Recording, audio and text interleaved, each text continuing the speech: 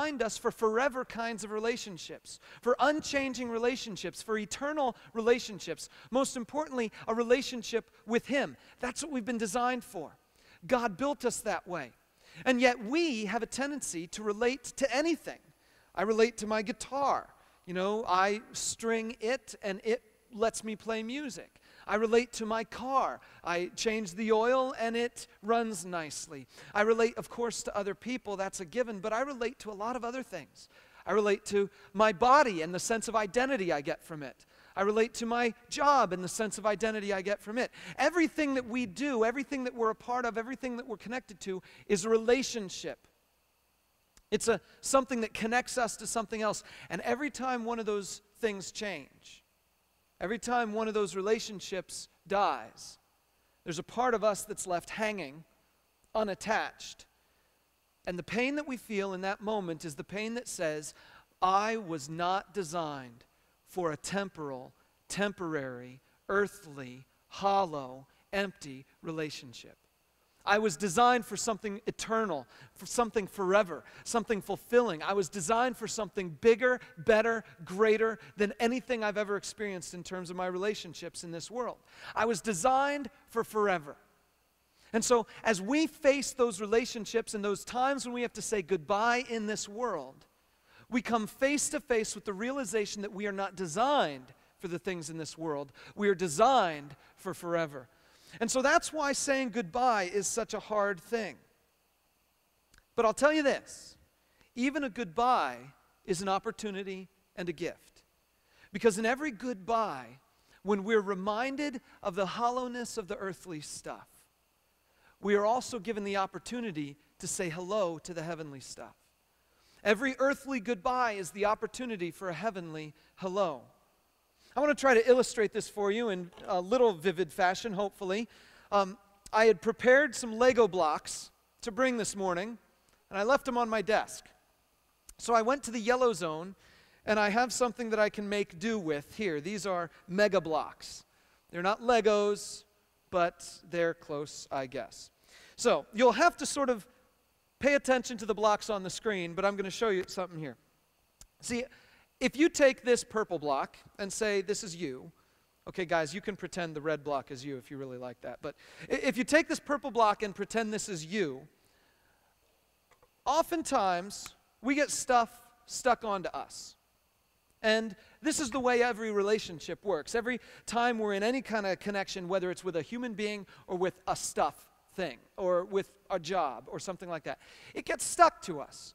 And that's kind of our relationship. We've got this one option for relationship, and this thing gets stuck to it. But the thing that we don't realize is that God might have the perfect thing for us.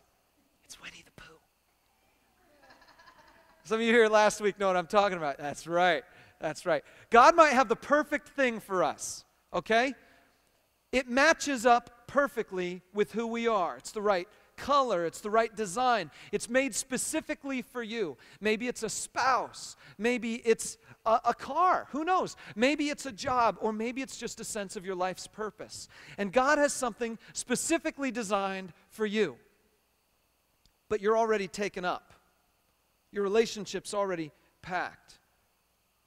Sometimes, in order to get God's best, we have to say goodbye to the thing we thought we liked, so that then God can come into our lives and be Winnie the Pooh, and be that thing for us that He's designed us for. You see, sometimes we have to say goodbye in order to get closer to God. Now, I don't want you to get too far with this, because there was an opportunity I had in Chicago. I was counseling this one fellow. Actually, I wasn't counseling him, I was just meeting him.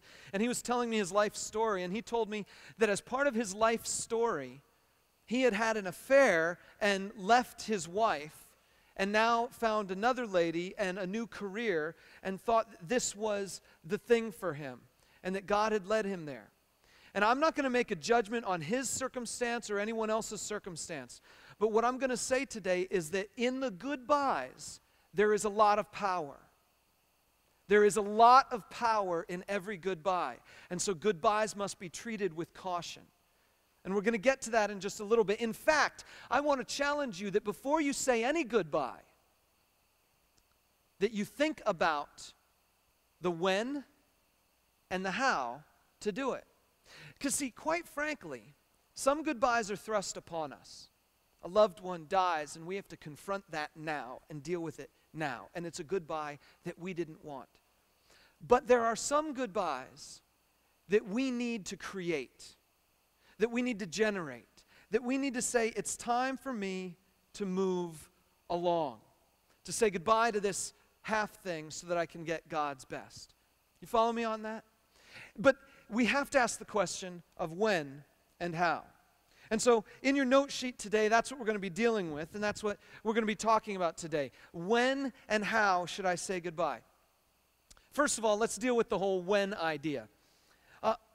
To set this up a little bit, there was a time when I was, again, in Chicago, and I met this lady who was living in the YMCA. She had no money. She had no job. She was legally blind, and she was living in the YMCA. She had a boyfriend who abused her. But she thought it was cool because he also took care of her. You know, he had a little bit of money coming in. And so she thought she was stuck in this relationship with this guy.